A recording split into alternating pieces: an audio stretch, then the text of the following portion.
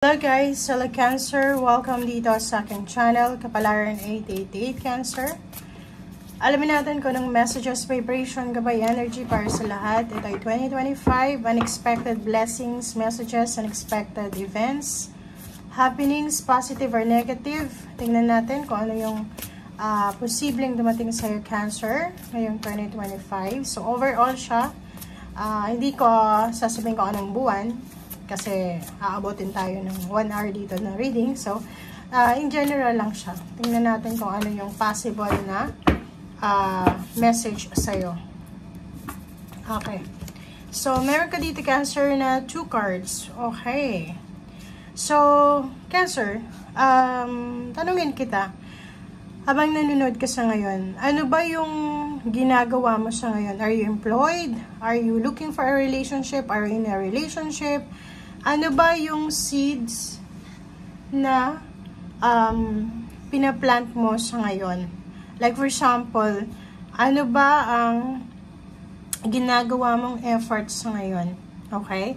Kasi sinasabi dito na seeds well planted. So, ibig sabihin, ngayon pa lang, since it's 2024 ngayon, or pwedeng the whole year ng 2024, may ginagawa ka, may effort ka na or nag-i-invest ka ng iyong energy, ng iyong effort, ng iyong time, ng iyong pagmamahal, and literal, meron kang ginagawa na posibleng mag-harvest ka ng positive or reward in the future.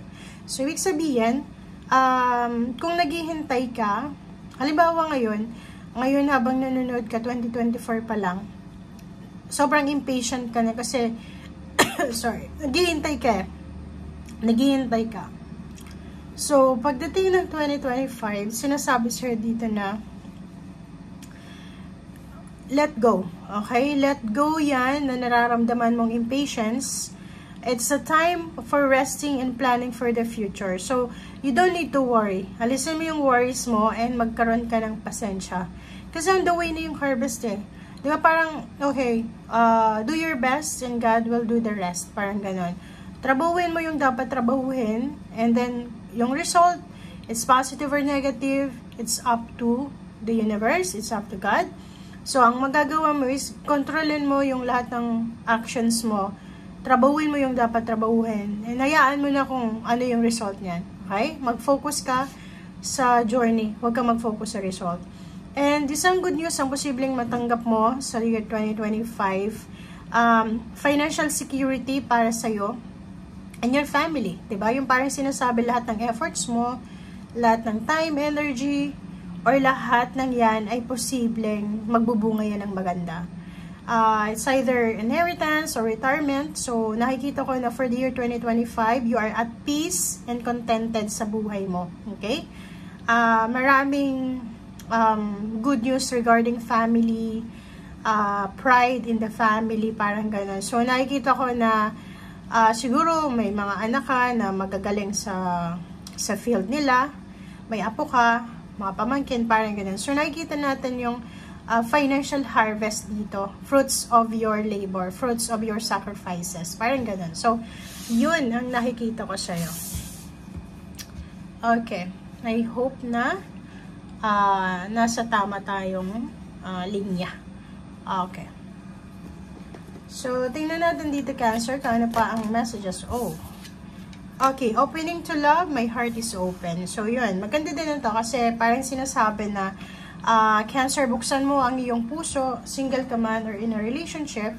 Kasi maraming papasok sa buhay mo. It's either intimate, friendship, acquaintance, or kano pa man.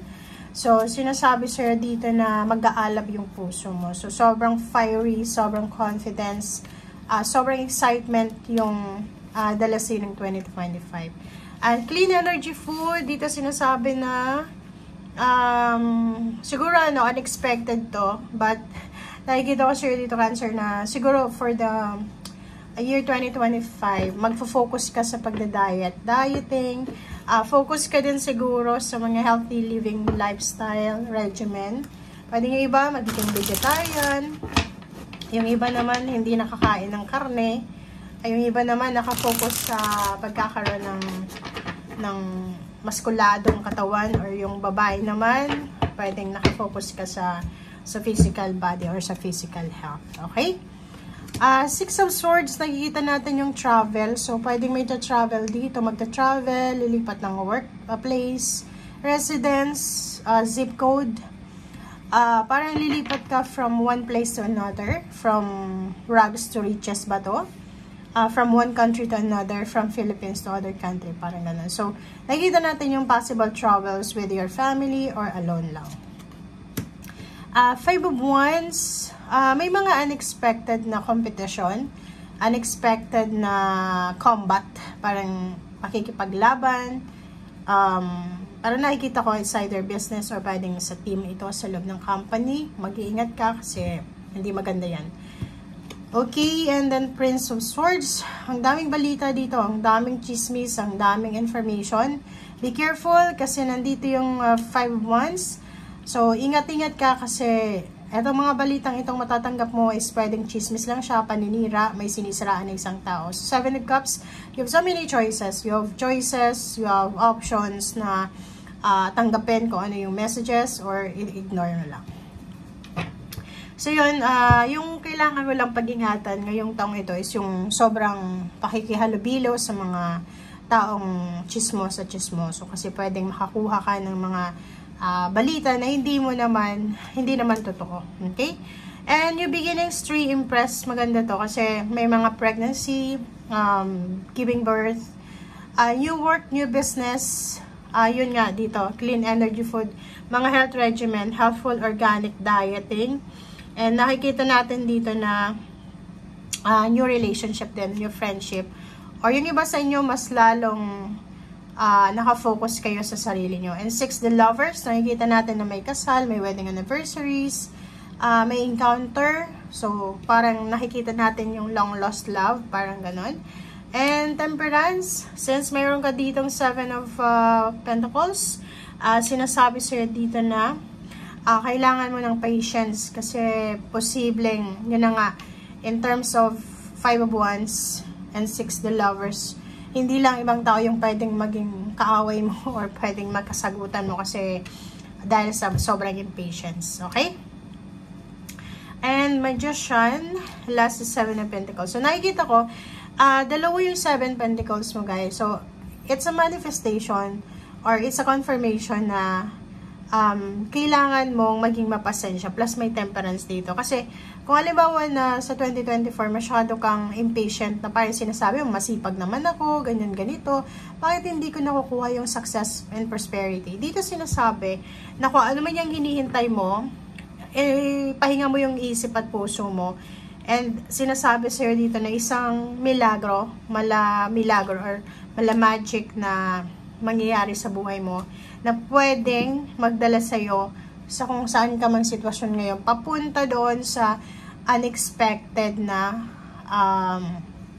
blessings or prosperity na bonus. Either unexpected place of work, place of residence. So, maraming unexpected dito na posibleng mangyari. Okay? Thank you guys. Bye!